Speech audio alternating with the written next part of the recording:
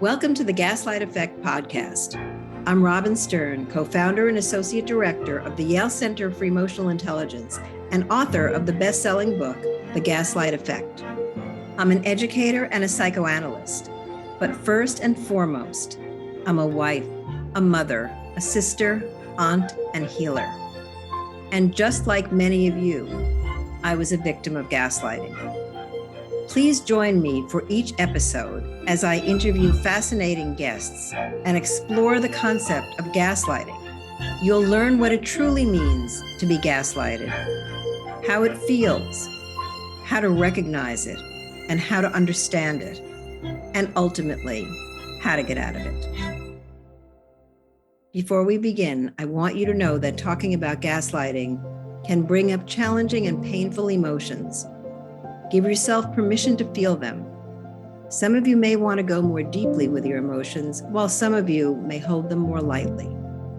No matter what you're feeling, know that your emotions are a guide to your inner life. Your emotions are sacred and uniquely you. Respect and embrace them, for they have information to give you. If you want to listen to other episodes of the Gaslight Effect podcast, you can find them at robinstern.com or wherever you listen to podcasts. Thank you for being here with me. Welcome, everyone, to the Gaslight Effect Podcast. Today, I'm joined by someone who's built an extraordinary community around books, storytelling, and authentic connection. Zibby Owens, I am delighted that you are here and honored that you said yes to being on the Gaslight Effect Podcast. Zibby, will you take a few moments to introduce yourself and just tell us about the world you've built? Zibby Media, your books, your bookshops, your pop-ups, and the larger community you're nurturing through storytelling. And importantly, what changed for you on October 7th? Because I've been doing some reading, and I also am a Jewish girl who felt somewhat differently after October 7th. So I'd love to hear from you. Sure. Well, by way of background, in 2018, at the beginning of 2018, I was not on social media. I was trying to sell a book of essays that I had written since my divorce about being a mom and the unrealistic expectations of modern motherhood. And I kept meeting with agents. I had always wanted to be an author. That was my main goal at the time and something I'd wanted since I was a little girl because I was such a huge book lover. And I pitched this concept of a book called Moms Don't Have Time to Read Books, with essays in it, to a bunch of agents who didn't find it funny.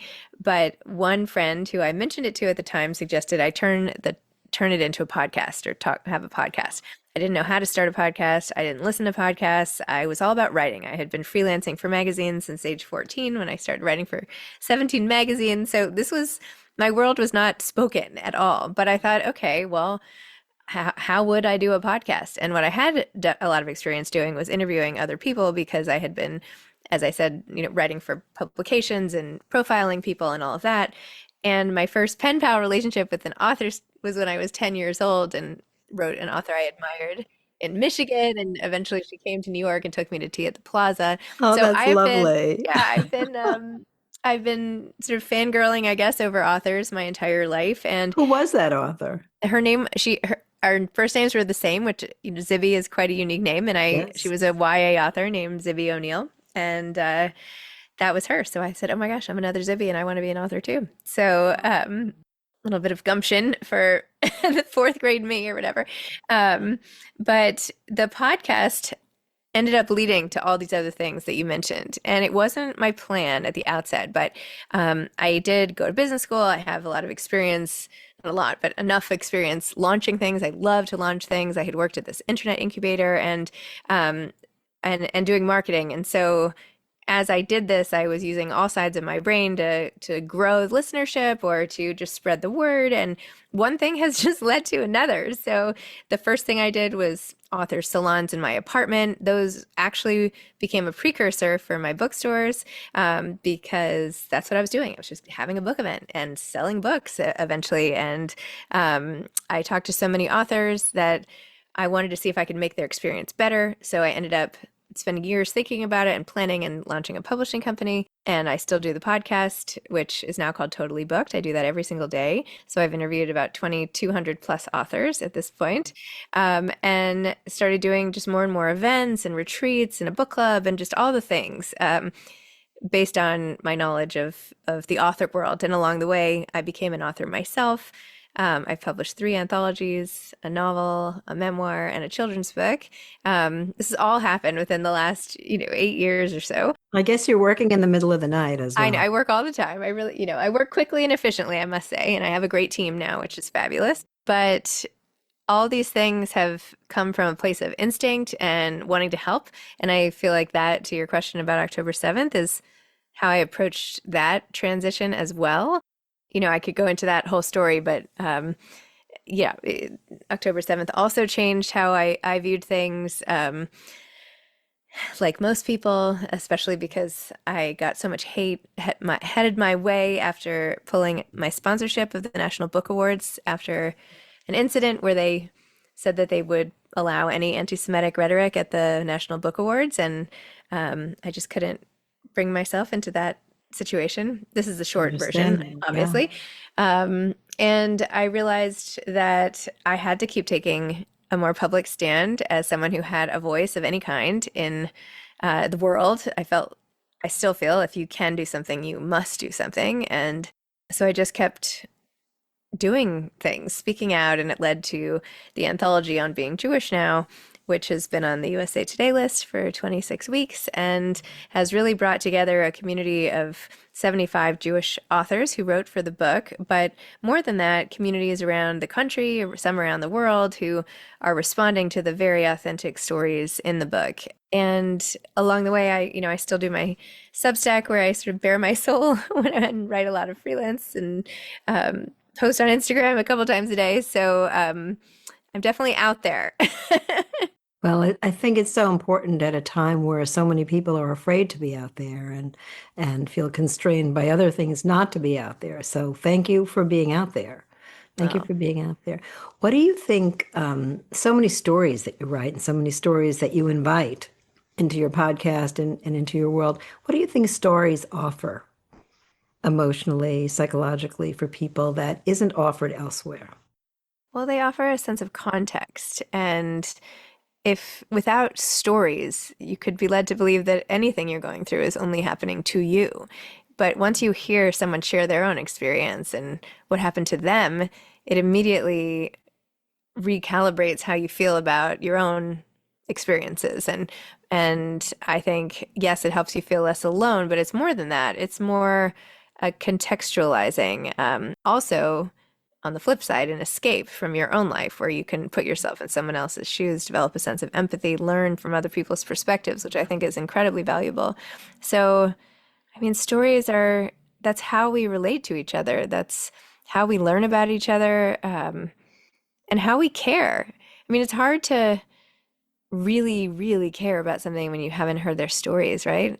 Like once you hear a story from someone, that's why I like to say that like no two people who have read the same book are really strangers. Like you've both read it, you've been through it, you understand that person's experience. We can talk about books together, but really what we're doing is we're talking about life and how to get through it. And there's no manual. And so our stories are, the lily pads we're jumping on to get across. I love that answer. Thank you very much. I've also read many stories and just find the escapism sometimes really appealing, but more importantly, the hearing somebody else's perspective and really understanding that there are, as you said, there are other perspectives besides your own. In your interviews, in your own writing, you talked about bearing your soul. Can you talk a little bit more about that? Sure.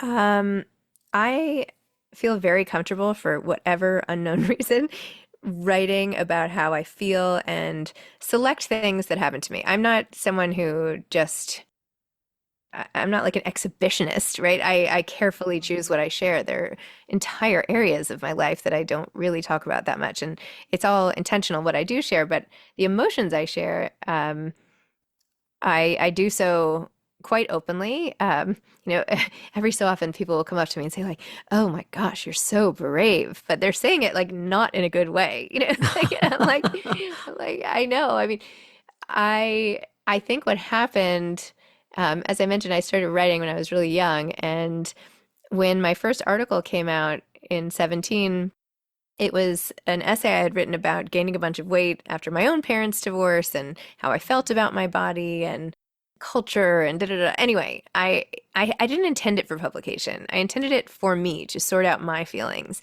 and ended up sending it to a magazine. They ended up running it and they got so much great feedback from it. Girls thanking me and, you know, feeling so much better that I had said these things. And I honestly think that that experience put me on the path that I'm still on today, which is as soon as you open up, someone is there to connect it. It's like to connect to it rather. Not everyone, and it turns some people away, and that's fine.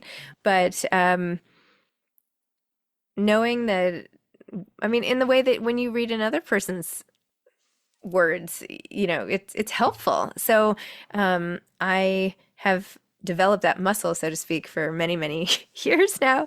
And now I feel like it's a little more on trend to be open, but this is just how I do it. I'm more open in writing than I am even in like conversation. I mean, some things, you know, the other night I'm remarried, but it was a night without the kids and I've been divorced for 10 years or something. 10, yeah, 10 years since we've been since we originally separated and I started this custody schedule and I was looking at the door to one of my kids' rooms and it's still so hard sometimes. And so I posted about that. But meanwhile, I didn't even mention it to my husband. I just like posted about it from the other room and like got into bed and we watched TV. And later he's like, "What? I didn't even realize you were so sad." And I was like, sometimes for me, it's easier to write it, make sense of it, and put it out there than to necessarily talk to myself. So I don't know. I can analyze that with the therapist I don't have, but Well, you know, I'm a therapist, so we can have that conversation. yeah, exactly. You know, you talk about inviting voices that are also raw and real, and people telling real stories. And it sounds like, or I'm imagining, so just correct me if I'm wrong, that you gravitate towards that because you're aware you can make the connection, and you do make the connection for yourself when you're listening to someone else's stories. And is that what you're hoping people will gain? And plus, you know, what will people gain from listening to that kind of raw? Or very real and authentic story about someone's life. I think they gain a sense of understanding about themselves, about emotions. I mean, in the collection on being Jewish now, the essays are all very, very raw because it everything was written within months of October 7th, and people hadn't fully processed. We were in the middle of it all, right? It's the essays we're getting now are, on our Substack even are different, right? This is a different time even than that. And so when I read an essay from then and it literally like stirs up so many feelings, right? You are feeling alongside other people. It's why people want to like sit and watch a movie together, right? You're going through it. You might not actually be living it together, but you are going through something together and that brings you together. So I think that's what writing can do.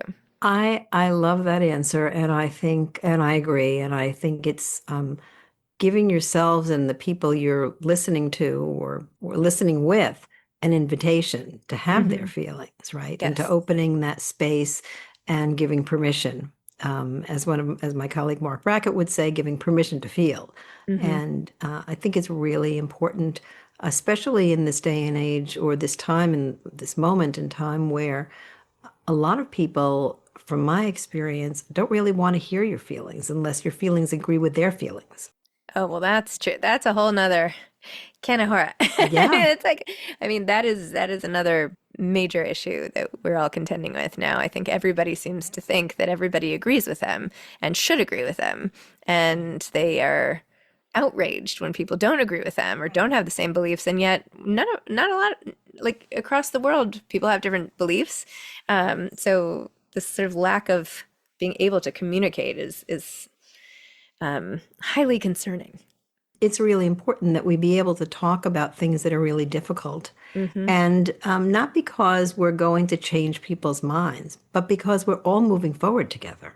Right. And, we have to move forward. So if we're not moving forward, building something new or working with people, what are we doing? We're just Mm-hmm. kind of standing in one place and venting or stamping our feet or crying or sinking into rather than learning from and moving with the Mm-hmm. emotions. Yep. You know? Yes. And that's dangerous. And I said I was a Jewish girl, so when I was growing up, I thought I wanted to be a rabbi. I grew up Mm. in Garden City on Long Island, and we were the only synagogue on Long Island, and my parents were part of the founding group of that synagogue. And I know this is your interview, not mine, so I won't take No, too I much love it. time. I would much rather hear your story. I know my story. I'm sick of it. I want to hear your story. But I thought I wanted to be a rabbi. And then I discovered that wasn't sure if I'd be able to support myself unless I got married, and maybe I wouldn't get married. But the main reason was I thought that rabbis' jobs were to heal people. And actually, they are in many ways.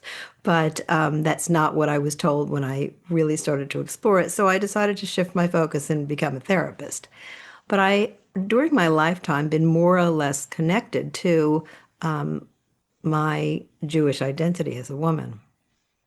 And I've been thinking about it quite a bit in the recent past, certainly since October 7th, where being Jewish is part of the conversation often. And I feel just a tremendous kinship with other women who are doing something about speaking out or acting and taking their feelings and moving forward with them. So I'm just so happy to know you and wanted to invite you for many reasons, for your success, for your being an author, for your being an entrepreneur, and also for your taking on these very difficult conversations with desire to dig deeper and to Mm. speak out as a Jewish woman. So I just wanted to share that. Oh, well, I really, really appreciate that. Thank you so much. See, you've championed women's stories for years, and they've been stories of complexity. What drove you to move into that rather than from the woman's perspective, looking at other kinds of stories? I think there's a place for all kinds of stories. I don't only do women's stories. However, I think I look to books as the older sister I never had type of thing. I look to them for advice, guidance to tread the path ahead of me.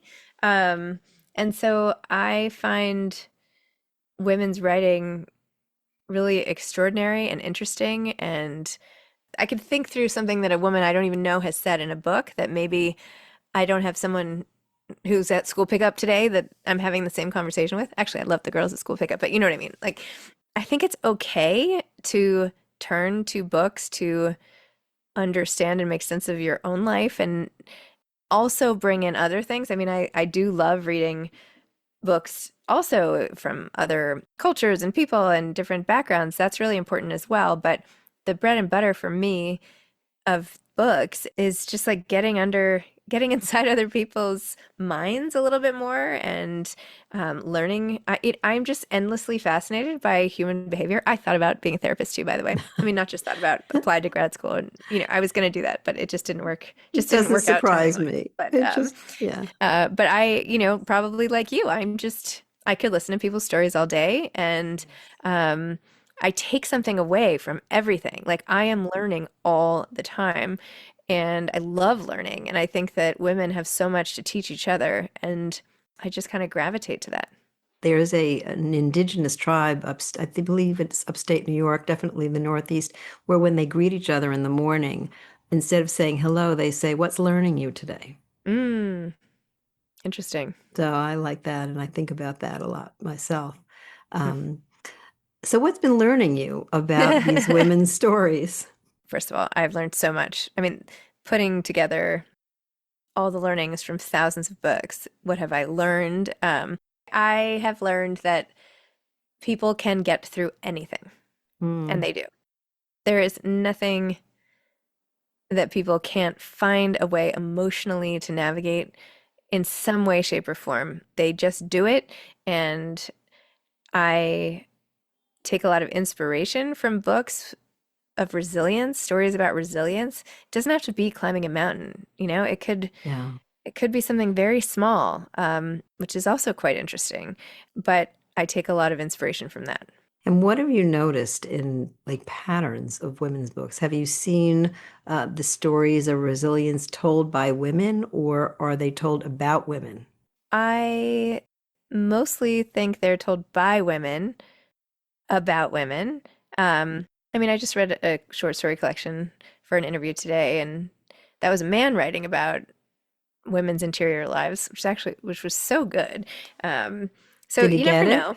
What's that? He Did he Yes, he get got it? it. He totally did. He totally did. Who is that Um, man? We his name is Panio Giannopoulos, and he started the Next Big Idea book club. I don't know if you've heard of that, but he's also this like really great literary writer himself, and former book editor. So, but like that's an example. It didn't matter. It wasn't a woman writing it. So, yes. um, and I think it's also entertainment, and I don't know about you and what you love to read, but for me, when I read a great book, if it makes me laugh out loud or literally cry, it goes up the rankings in terms of favorites. Like I am indebted to authors who can get me to feel so much that I am literally like in another emotional state. I just love that. I enjoy that, in the way that I enjoy watching a sad movie. So I think it's like the books that push your emotional buttons or something. Yeah. What do you like to read? Same. I like to be on an emotional journey, and same Mm-hmm. with a movie that, and I'll even decide sometimes I just really need to watch a movie that is uplifting tonight, or I Mm-hmm. I just want to be melancholy, and I just want Mm-hmm. to be in that space and pick a movie that will dip me into that space, even if it doesn't leave me there. And so, yeah, Mm-hmm. Mm-hmm. I really enjoy that. And I don't get to read a lot of outside my work reading, which Mm-hmm. is and my writing, which right now I'm writing as well, writing a book. So when I do read, I really want that emotional resonance happening. Is there something in particular that you have seen recently, women writing about, and that has drawn you in? I mean, one of my favorites of the year is Heart the Lover by Lily King. It's about sort of a love triangle and a coming of age, coming of falling in love story, if you will. Mm-hmm. Um, it's about the paths not taken. I think I'm endlessly fascinated by that too. What if this had happened? What if you had gone down this road? I think a book like that is, you know, stays with me longer. Provocative, yeah. Provocative. That's a good way to say it. I have a question about being a mom Okay. in your career and your profession. And so what do they see when they see their mom? What are they learning, do you think, every day? Lately, my son has been learning that I don't make enough time for the gym, and I am like so weak I can barely pick him up anymore. So, he's actually encouraged me to start like wait going to a gym and again. So anyway, no, but I think they see, particularly my older kids. Like I stayed home for 11 years with the kids, and so my twins were there watching me as I started learning and all these things and trying different things and building different things. And I think they learn persistence and hard work, that I love what I do, that it's possible to love what you do, that you can create things. They've also been there for many, many disappointments that I've had professionally and setbacks. I share a lot with them. I get their advice on things, whether it's a book cover design or my next book that I'm going to write, or I view them all as my first focus group for anything really that I do. A book title, like all that stuff. Um, I think they have also watched me speak out and really embrace being Jewish, and I think that's encouraged them to do so as well. Um, Not that it hadn't been before, but I think it's, helping everybody double down.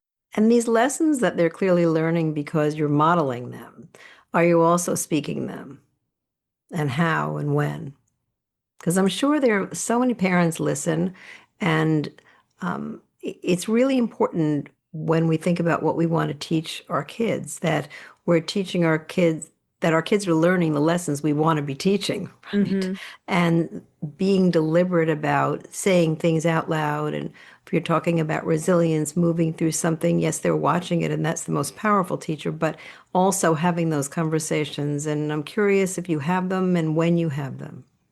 Yeah, I don't like to just preach, Like I bring my own stories in when they're going through something, and I can say something like I don't know, oh, you're afraid of trying this sport because you might not be good. Well, I I was afraid of trying podcasting. Like I didn't know if I'd be good at it, but like you can't be good at anything until you try. Like now I get up and I can moderate an event in a crowded room. Like that's because I've done this hundreds of times. Like I didn't feel that good the first time. So I think I do it more to show growth, and the things that I've learned and how it's not, things don't just come easily. Like you have to really work at them. But I'm not the kind of person who is like, oh, I know you have a lot of homework, but homework is the slice of life. Like I'm not gonna like just throw stuff out there. Yeah, But when it's relevant, I will. good point. Really good point. When you were growing the bookstore idea, Hmm. um, what was your vision of what you were doing? I mean, it's so fascinating to think that you're doing pop-up bookstores, and you said it started with salons in your home, but building a community is something, building an intentional community is something that I think people would love to hear about. Like, how does that serve the conversations that are so important to be having right now?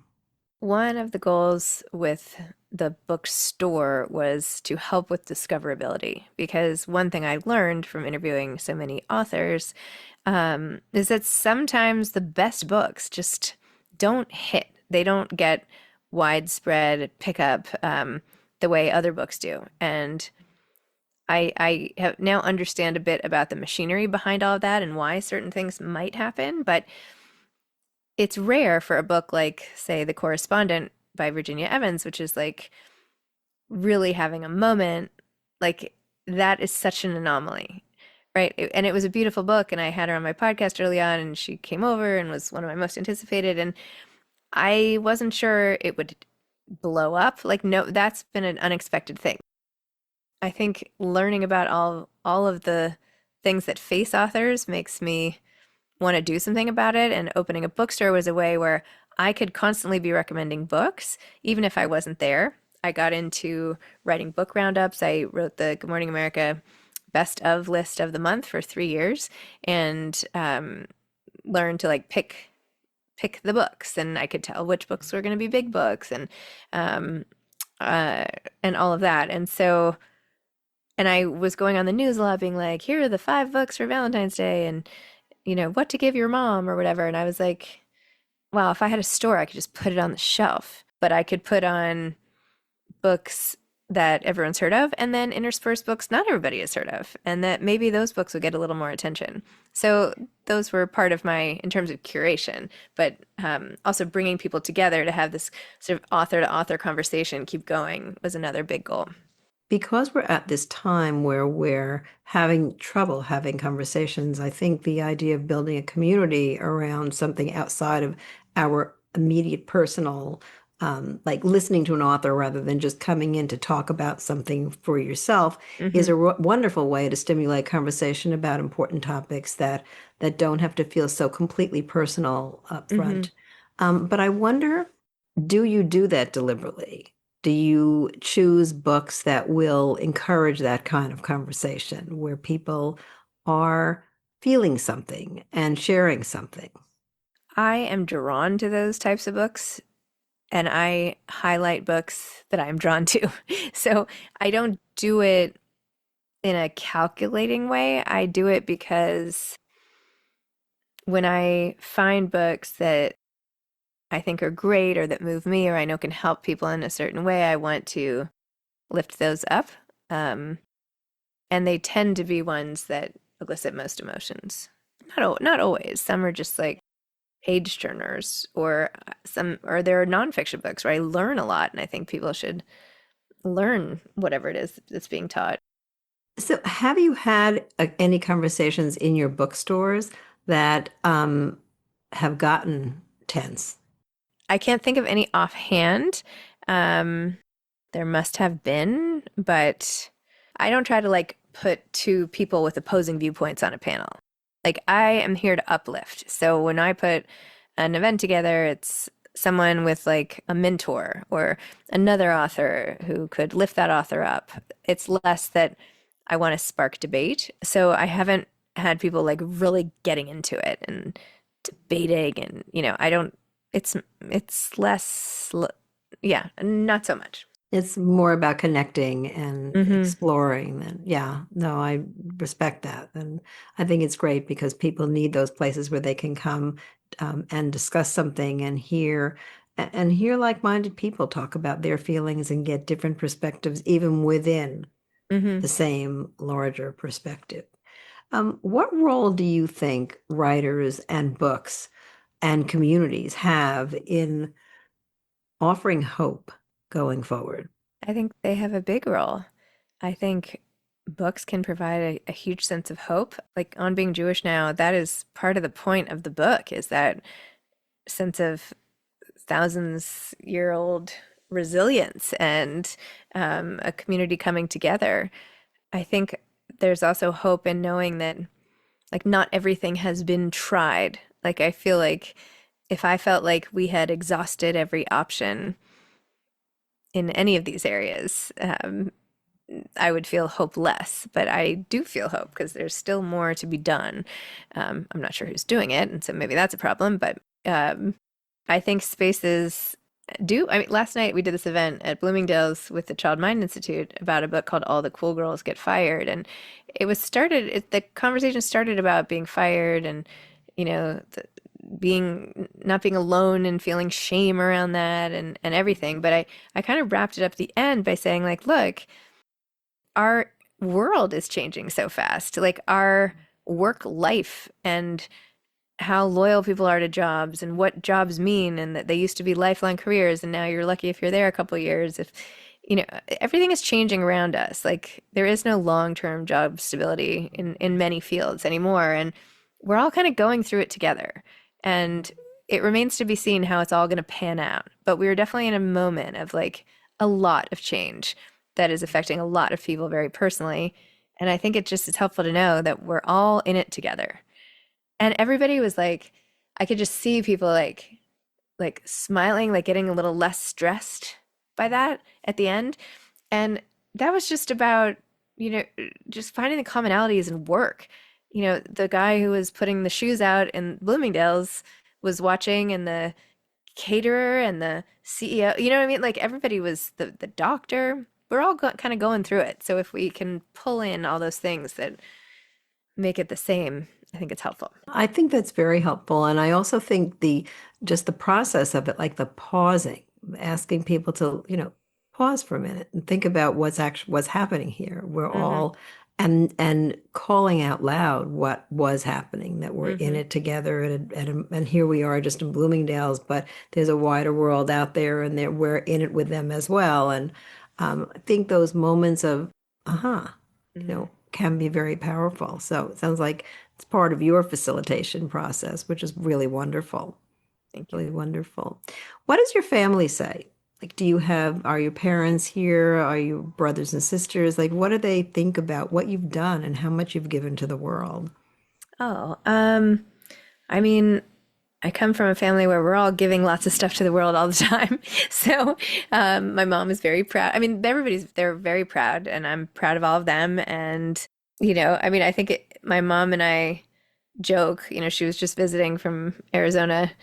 And, when I walk down the street, people will stop and say, like, I follow you on Instagram and, like, thank you so Oh, much. And she's like, oh my gosh. She's like, people, like, think you're like famous. And I'm like, I know, isn't that crazy? I mean, not many people, but like the people who follow me or whatever. And she's just like, Zib, can you believe it? So I think we're all just like, this is so funny. It's just such a funny thing that has happened.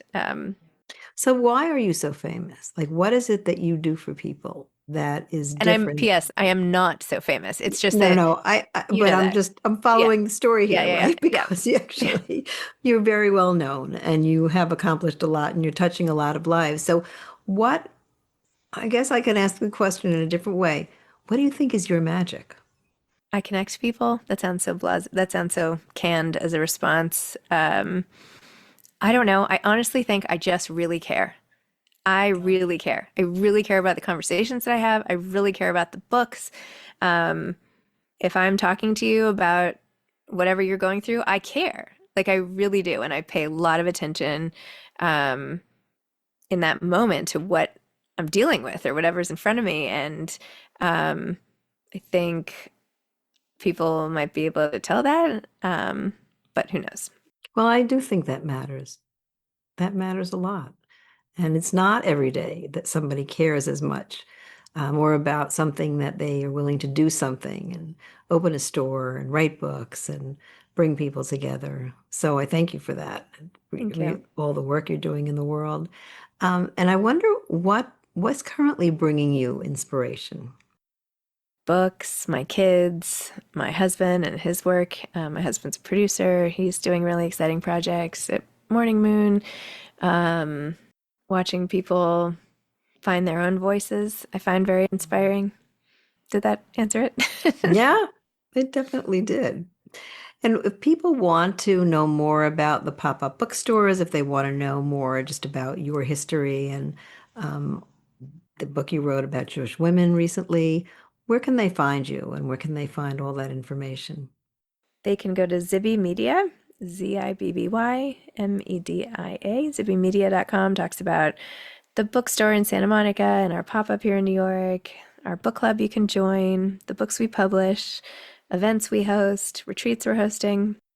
And then if you want things personal to me, like things that gifts I'm giving that I think are great ideas, or books I'm loving, or the books I'm most excited about, or even just how I'm feeling about something that's upsetting me or whatever, that's all at zibbyowens.com. It's really been a pleasure to meet you, and I do think you have connecting magic and you offer so much. And I encourage everyone to go to the bookstore to read the books that Zibby is putting out there and to just listen to you. Thank you. I really appreciate it. Thanks so much. Thank you, everyone, on the Gaslight Effect podcast, and I'll see you next time. Thanks for joining me for today's episode. I hope you found it helpful and meaningful. If you want to listen to other episodes of the Gaslight Effect podcast, you can find them at robinstern.com or wherever you listen to podcasts. And please leave a rating and a review. I also invite you to follow me on Facebook, LinkedIn, Instagram, and Twitter. I'm so grateful to have many people supporting me, and especially grateful for all of you, my listeners.